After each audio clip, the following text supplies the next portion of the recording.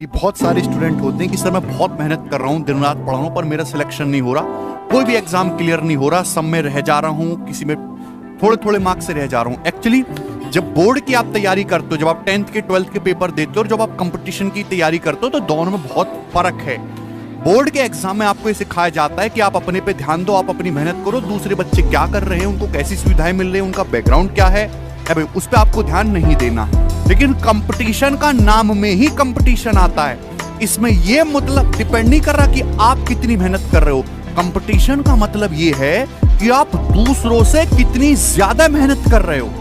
आपका सिलेक्शन जब तक संभव नहीं है जब तक आपको दूसरों से ज्यादा नॉलेज नहीं है, आपकी स्पीड दूसरे से फास्ट नहीं है, आपको दूसरे से ज्यादा नॉलेज नहीं है। सपोज 35 लाख बच्चों ने फॉर्म भरा, सीरियस उसमें 2 लाख है, ठीक है, और 2 लाख में से आप जो है 3 लाख बच्चों से नीचे हो नॉलेज में, आपकी स्पीड कम है, तो आपका सिलेक्शन कैसे हो जाएगा? फाइनल सिलेक्शन के लिए आपको दूसरों से बेहतर बनना होगा।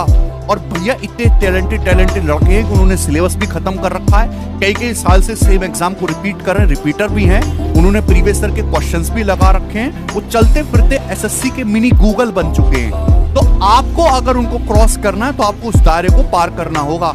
आपका जो कंपटीशन है वो केवल फ्रेशर बच्चों के साथ नहीं है, आपका कंपटीशन रिपीटर बच्चों के साथ भी है, जो ऑलरेडी सिलेक्ट हो चुके हैं। कोई एमटीएस में जॉब कर रहा है, कोई सीएचएसएल में जॉब कर रहा है, कोई ऑलरेडी एक्साइज इंस्पेक्टर है, साउथ में पहुंच गया, वो दिल्ली आना चाहता है, वो फिर से एग्जाम दे रहा है। तो आपको ऐसे बच्चों के साथ भी कंपीट करना है जो ऑलरेडी गवर्नमेंट एग्जाम में सिलेक्ट हो चुके हैं।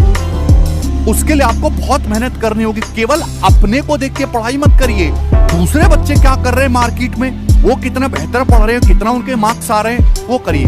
हर सैटरडे संडे को बहुत सारे प्लेटफॉर्म पे लाइव मॉक टेस्ट आते हैं, वो दिया करो लाइव मॉक टेस्ट, उसका आपको पता चलेगा कि आप कहाँ बैठते हो, आपकी हैसियत कितनी है, कितने लायक हो आप। कंपटीशन करना ही नहीं चाहते हो आप। अभी जब हम आपके सामने बोर्ड पे कोई क्वेश्चन देते हैं तो आप कमेंटबाजी में अरे अंजलि आई लव यू और ये और वो फर्जी का चीज करते रहते हो, जबकि करना क्या चाहिए, आपके अंदर स्पिरिट ऐसी होनी चाहिए कि मैं सबसे पहले आंसर बताऊं। सर ने स्लाइड पे क्वेश्चन दिखा, मैं सबसे पहले आंसर बताऊं, लेकिन आपको करना ही नहीं है। इतना जोश क्यों ठंडा है भाई आपका? तो सिलेक्शन आपका तभी हो सकता है जब आप दूसरों को रौंदते हुए कंपटीशन की दुनिया में आगे बढ़ोगे। कंपटीशन है, तो कोई बोर्ड का एग्जाम नहीं है। और बच्चों की तरह व्यवहार करना बंद करिए, थोड़ा मैच्योर बनिए, मैच्योरिटी से काम लीजिए।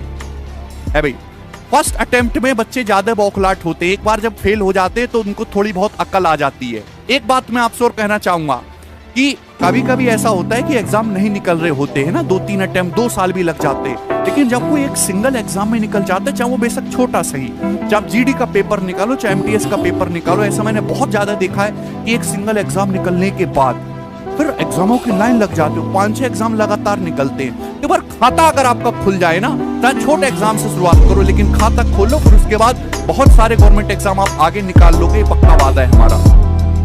एक बात और, बहुत स्टूडेंट कहते हैं सर प्री में कम स्कोर रह गया तो क्या मेंस निकालना मुश्किल है? नहीं, ऐसा नहीं है। मैंने बहुत सारे ऐसे स्टूडेंट से बात करी है जिनका प्री में स्कोर 150 से भी कम था, लेकिन मेंस में उनका इतना बेहतर स्कोर उन्होंने किया, इतने अच्छी तरीके से उन्होंने तैयारी की कि वो एसएससी की टॉप पोस्ट लेके गए। और ऐसे एक स्टूडेंट नहीं, ऐसे सैकड़ों एग्जाम्पल है।